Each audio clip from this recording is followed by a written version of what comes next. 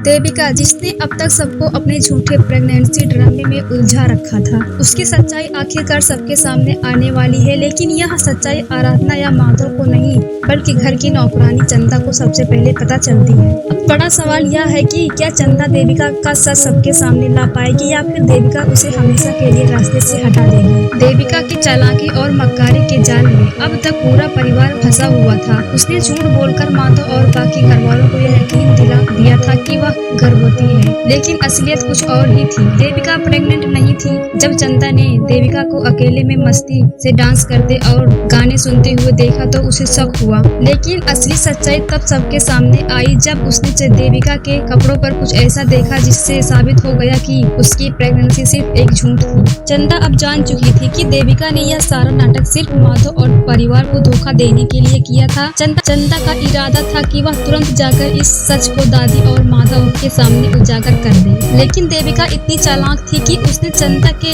हाव भाव से ही समझ लिया कि अब उसकी पोल खुलने वाली है। ऐसे में वह कोई बड़ा कदम उठाने के बारे में सोचने लगी। देविका को अपने राज पर से पर्दा उठने का डर था, इसीलिए उसने बिना देरी के चंदा को किडनैप कर लिया। उसने चंदा के हाथ पैर रस्सियों से बांध दिए और उसके मुंह पर पट्टी लगा दी ताकि वह किसी को कुछ बता ना सके। अब सवाल यह है कि क्या चंदा इस खतरे से बाहर निकल पाएगी या फिर देविका अपनी चालों से हमेशा के लिए उसे चुप करा देगी। दूसरी ओर घर में महाशिवरात्रि की पूजा चल रही थी, लेकिन देविका ने इसे भी अपने नाटक का हिस्सा बना लिया। दादी ने पहले ही पूजा के लिए मना किया था, लेकिन देविका ने जबरदस्ती पूजा रखवाई ताकि वह माधव के साथ इसमें शामिल हो सके। लेकिन भोलेनाथ भी शायद नहीं चाहते थे कि एक छल करने वाली स्त्री उनकी पूजा करे। जैसे ही देविका जल चढ़ाने के लिए आगे बढ़ी, अचानक उसके हाथों में एक सांप लिपट गया। देविका डर के मारे सांप को झटक कर फेंक देती है, लेकिन वह सांप सीधा जाकर आराधना पर गिरता है। पूरा परिवार घबरा जाता है, लेकिन सौभाग्य से सांप बिना किसी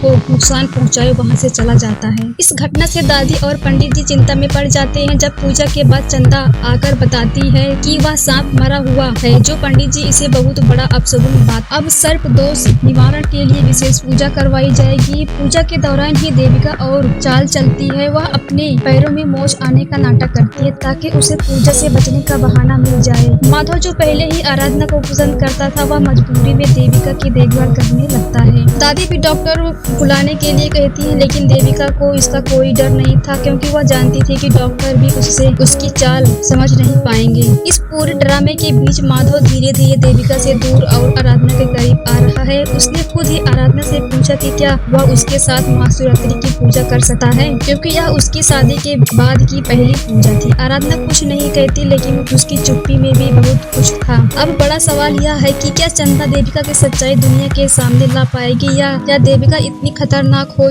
चुकी है कि वह चंदा की जान ले लेगी। क्या माधव को देविका की असली रूप नजर आएगा और सबसे बड़ी बात, क्या आराधना और माधव का रिश्ता इस झूठ और फरेब से बच पाएगा।